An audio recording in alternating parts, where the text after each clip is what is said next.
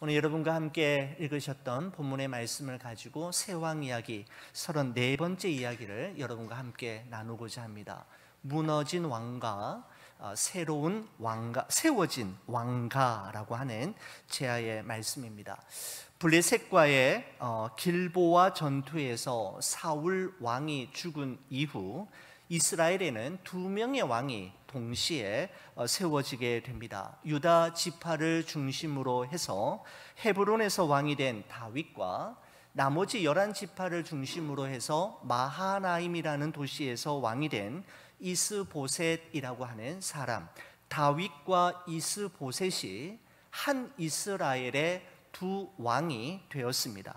사무엘 선지자에 의해 기름 부음을 받으면 다윗은 이제 곧 이스라엘의 왕이 될 줄로만 알았지만 사울 왕이 죽을 때까지 그는 약 15년의 세월을 광야에서 도망자의 삶을 살아야 했고, 사울 왕이 죽은 이후에도 반쪽짜리 왕이 되어서 7년 6개월의 세월을 또 기다려야만 했습니다. 무려 22년 6개월이라고 하는 결코 만만치 않는 기다림의 무게를 견뎌낸 다윗은 마침내 12지파 모두를 아우르는 통일 이스라엘의 두 번째 왕이 되었습니다. 여러분, 오늘 본문의 말씀의 결론에 해당되는 사무엘하 5장 4절과 5절의 말씀을 먼저 보시고 우리 4장의 말씀을 함께 다루겠는데, 여러분 사무엘하 5장 4절에서 5절의 말씀을 한번 보십시오. 이렇습니다. 다윗이 나이가 30세에 왕위에 올라 40년 동안 다스렸으되 헤브론에서 7년 6개월 동안 유다를 다스렸고 예루살렘에서 33년 동안 온 이스라엘과 유다를 다스렸더라 라고 말씀하고 있습니다. 22년 6개월 동안의 기다림과 33년 동안의 다스림, 그 기다림과 다스림의 기간을 정하시는 분은 하나님이셨고, 하나님의 약속은 반드시 이루어지고야 만다라는 사실을 우리는 이 사무엘 상하의 말씀을 통해서 확인할 수 있습니다. 하나님의 약속이 때로는 그 성취가 너무 더디고 그 과정이 너무나도 어렵고 복잡하게 느껴질 때가 있지만, 우리가 다윗의 삶을 통해 살펴보듯이 그 길고 어렵기만 했던 과정 자체가 하나님의 약속이 이루어지고 연결어져 가는 과정이었음을 우리는 눈으로 확인하며 여기까지 올 수 있지 않았습니까? 여러분, 저는 이 사무엘상 그리고 사무엘하의 말씀을 중심으로 해서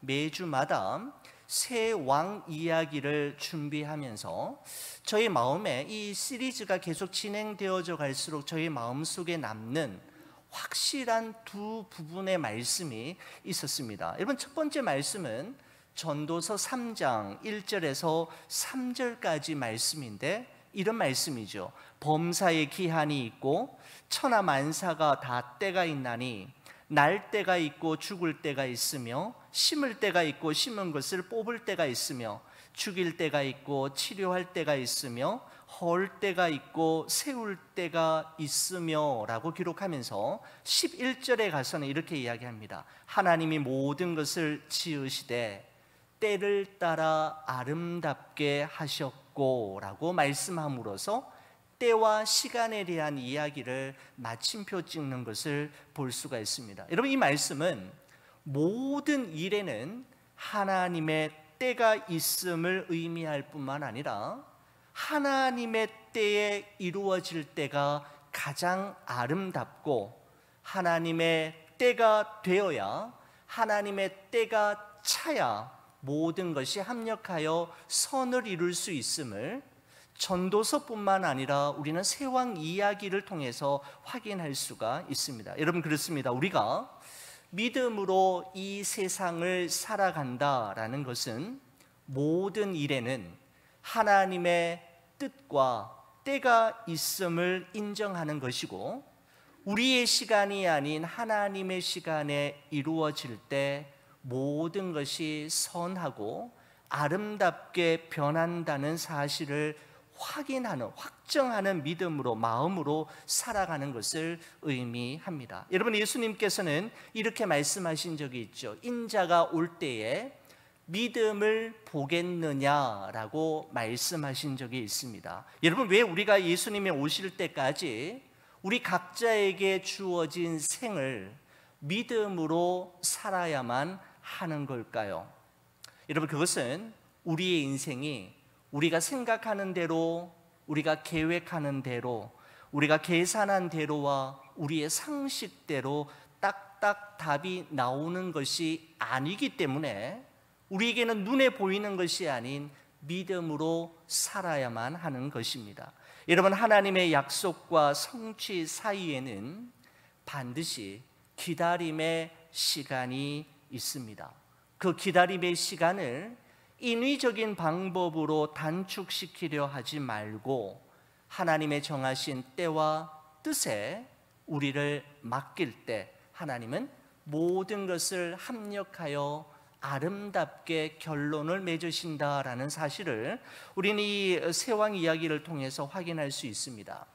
여러분, 세왕 이야기 말씀을 준비하면서 항상 제 마음에 떠나지 않는 두 번째 말씀은 한나의 기도 내용인데, 사무엘상 2장 6절에서 8절까지의 말씀입니다. 여러분, 이 말씀은 저와 함께 같이 한번 읽어보겠습니다. 우리 같이 보시겠습니다. 여호와는 죽이기도 하시고 살리기도 하시며 스올에 내리기도 하시고 거기에서 올리기도 하시는도다. 여호와는 가난하게도 하시고 부하게도 하시며 낮추기도 하시고 높이기도 하시는도다. 가난한 자를 진토에서 일으키시며 빈궁한 자를 거름더미에서 올리사 귀족들과 함께 앉게 하시며 영광의 자리를 차지하게 하시는도다. 땅의 기둥들은 여호와의 것이라. 여호와께서 세계를 그것들 위에 세우셨도다.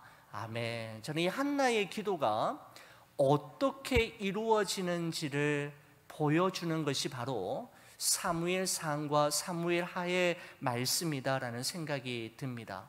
여호와께서라는 표현은 모든 것이 하나님의 손에 달려 있음을 이야기합니다. 하나님이 하시고자 하시면 어느 누구도 막을 자 없으며 하나님이 막으시면 어느 누구도 이룰 자가 없음을 우리는 세왕 이야기를 통해서 확인할 수가 있는 것이죠. 하나님을 향한 절대 신뢰와 하나님의 절대 주권과 섭리를 인정하며 살아가는 것이 얼마나 중요한지를 우리는 말씀을 통해서 매번 확인하게 되는 것 같습니다. 사랑하는 우리 교회 여러분, 모든 일에는 하나님이 정하신 때와 뜻이 있음을 기억하시고 하나님을 향한 절대 신뢰와 믿음을 결단코 잃어버리지 마시기를 간절히 축원을 드립니다. 하나님이 개입하시고 하나님이 역사하시면 일어나게 될 예상치 못했던, 기대조차 하지 못했던 하나님의 놀라운 반전과 역전의 드라마를 기도로 준비해가는 여러분과 제가 되기를 간절히 기도합니다. 여러분, 이처럼 다윗이 통일 이스라엘의 왕국의 왕이 되기 전, 그죠?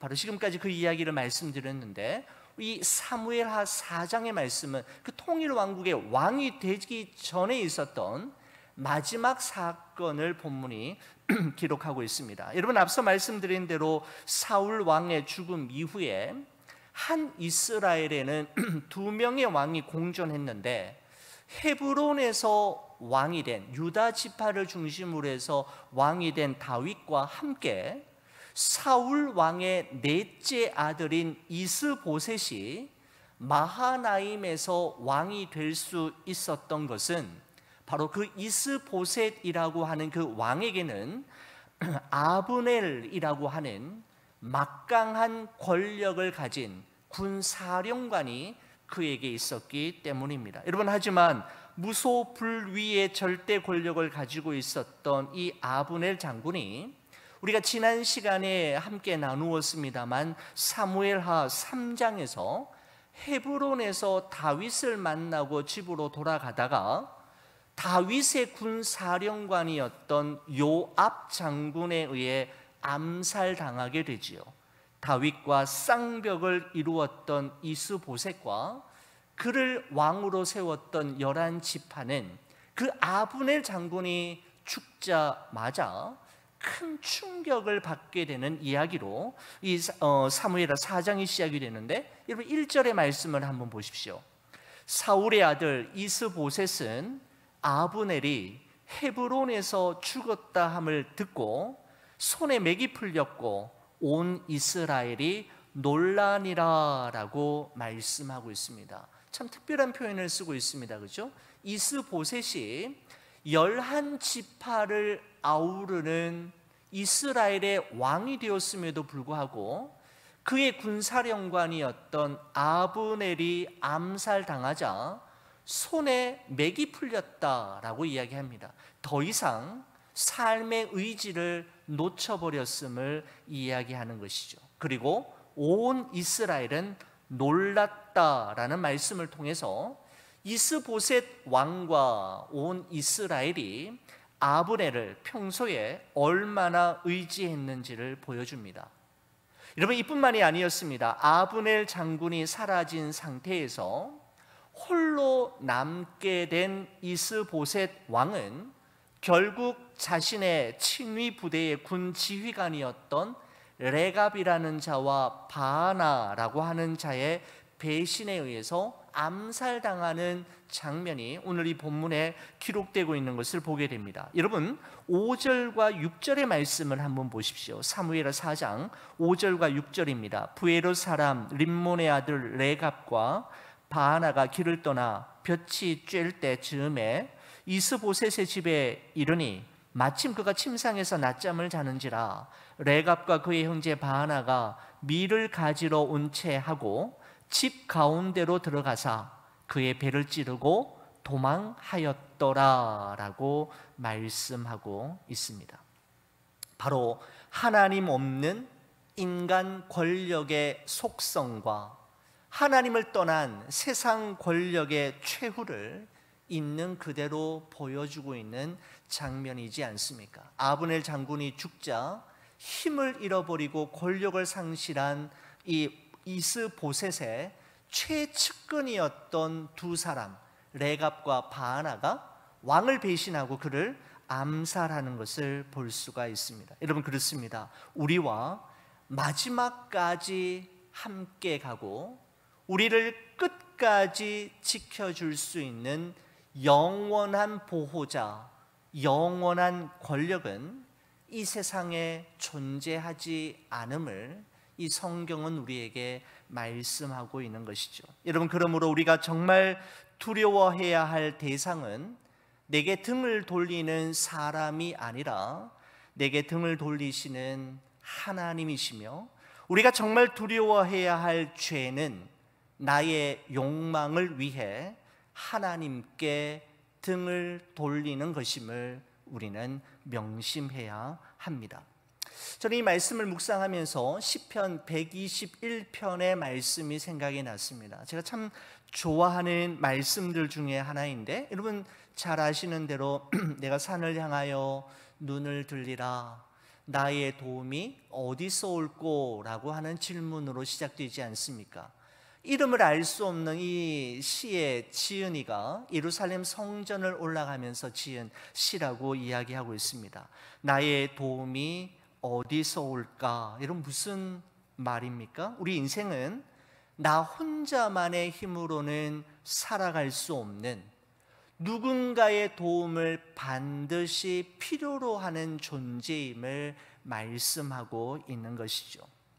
여러분, 겉으로 보기에는 사람이 무척 강한 것 같고 어떤 일이 주어져도 척척 해결해낼 만한 능력을 가진 것 같고 어떤 문제들 앞에서도 손에 맥이 풀리거나 웬만해서는 놀라거나 두려워하지 않는 담대함을 가지고 있는 것 같아 보여도 우리는 결정적인 순간에 우리의 힘으로는 할 수 없는, 우리의 힘으로는 결단코 해결할 수 없는 한계 앞에 설 때가 너무나도 많은, 누군가의 도움이 없이는 단 한순간도 살아갈 수 없는 존재임을 우리는 알고 있습니다. 여러분, 그렇습니다. 사람은 혼자만의 힘으로는 이 세상을 감당할 수 없는, 누군가의 도움을 필요로 하는 연약한 존재입니다. 여러분, 예루살렘 성과 성전은 여러분 평지에 지어져 있는 것이 아니라, 여러분 나중에 한번 예루살렘 성지순례 한번 꼭 다녀오시면 좋겠는데, 해발 780m, 여러분 꽤 높은 언덕 위에, 산 위에 여러분 이 성전과 성이 세워져 있습니다. 여러분, 성전으로 올라갈 때나 아니면 성전 그 정상에서 주위를 둘러보면 꽤 높은 산들이 평풍처럼 예루살렘 성 주위를 둘러싸고 있는 것을 확인할 수가 있는 것이죠. 바로 시인은 자신의 눈앞에 병풍처럼 펼쳐진 그 많은 높고 험악한 산들을 보는 순간, 자신의 지나온 인생 여정 가운데 그가 오르고 넘어야만 했던 수많은 인생의 산들이 눈앞에 펼쳐지며 떠올랐던 것이었습니다. 여러분, 1절에 내가 산을 향하여 눈을 들리라 라고 할 때, 여러분 산, 여러분 우리말 개역 성경에는 단수형으로 되어 있지만 영어 성경이나 히브리어 원문에 보면 단수형 산이 아니라 복수형으로 되어 있습니다. 내가 산들을 향하여 눈을 들리라 라고 하는 말이 보다 정확한 표현이죠.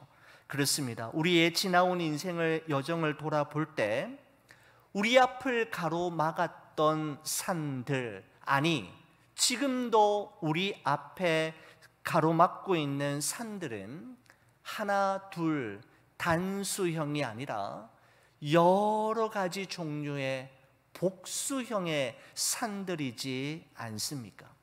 바로 시인은 산들을 바라보며 자신의 앞을 가로막고 있는 인생의 병풍처럼 둘려있는 산을 떠올렸던 것입니다. 여러분, 시인은 자신이 스스로에게 던진 질문에 대해 2절에 이렇게 이야기합니다. 나의 도움은 천지를 지으신 여호와에게서로다 라고 이야기합니다. 시인은 자신이 어려움에 처했을 때 자신을 도와줄 수 있는 여러 가지 가능성들을 먼저 생각했을런지도 모릅니다. 어려움에 처했을 때 자신의 배우자, 자신이 키운 자녀들, 평소에 자기를 위해 기도해주고 조언과 격려를 아끼지 않았던 주위의 소중한 분들의 이름을 떠올렸을지도 모릅니다. 아니면 노후를 위해서 미리 준비해 두었던 연금이나 건강보험, 뱅크 어카운트 등을 생각했을런지도 모릅니다. 하지만 시인은 자신을 향한 진정한 도움은 지금 제가 열거했던 이런 것들로부터 오는 것이 아니라, 내 인생의 진정한 도움은 천지를 지으신 창조주 하나님으로부터 올 것임을 고백하고 있는 것입니다. 여러분, 그렇습니다. 우리 눈앞에 보이는 수많은 산들을 바라보면 늘 우리는 두려움과 염려의 포로가 될 수밖에 없지만, 눈을 들어 하늘과 땅, 그리고 하늘과 땅 사이에 있는 모든 것을 창조하시고 지금도 당신의 뜻과 때에 맞추어 다스리시는 하나님을 바라보는 순간, 우리에게는 우리를 병풍처럼 둘러싸고 있는 산들을 뛰어넘을 수 있는 용기와 담대함, 그리고 희망과 소망을 발견할 수가 있는 것이죠. 여러분, 이런 관점에서 볼 때 믿음이란 무엇일까요? 믿음이란 우리 눈앞에 산이 아니라 그 산조차도 만드신 하나님을 바라보는 집중력을 의미하고, 그 하나님을 자신의 도움으로 삼으며 그 하나님에게 소망을 두며 사는 것, 바로 이것을 우리는 믿음으로 산다라고 말할 수 있을 것입니다.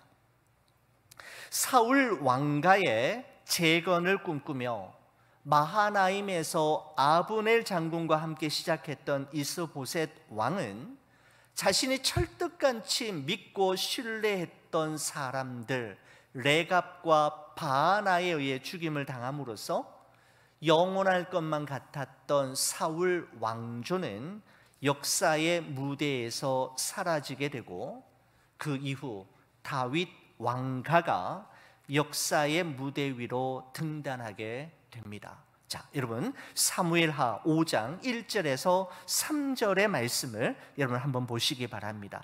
다윗 왕가의 등단을 이렇게 표현하고 있습니다. 이스라엘 모든 지파가 헤브론에 이르러 다윗에게 나와 이르되, 보소서, 우리는 왕의 한 골육이니이다. 전에 곧 사울이 우리 왕이 되었을 때에도 이스라엘을 거스려 출입하게 하신 분은 왕이시었고, 여호와께서도 왕에게 말씀하시기를 내가 내 백성 이스라엘의 목자가 되며 내가 이스라엘의 주권자가 되리라 하셨나이다 하니라. 이에 이스라엘 모든 장로가 헤브론에 이르러 왕에게 나아오매 다윗 왕이 헤브론에서 여호와 앞에 그들과 언약을 맺음에 그들이 다윗에게 기름을 부어 이스라엘 왕으로 삼으니라 라고 말씀하고 있습니다. 여러분, 다윗은 어린 시절, 목동 시절 아버지 이새의 집에서 사무엘 선지자에 의해 첫 번째 기름 부음을 받았지 않습니까? 그리고 두 번째 기름 부음은 헤브론에서 유다 지파 사람들에 의해서 기름 부음을 받았고, 오늘 이 본문이 기록하고 있는 세 번째 기름 부음은 헤브론에서 이스라엘 백성들이 모여 있는 곳에서 이스라엘의 대표인 장로들에 의해 기름 부음을 받음으로 통일 이스라엘의 두 번째 왕이 되었음을 본문이 기록하고 있습니다. 여러분 한번 보십시오.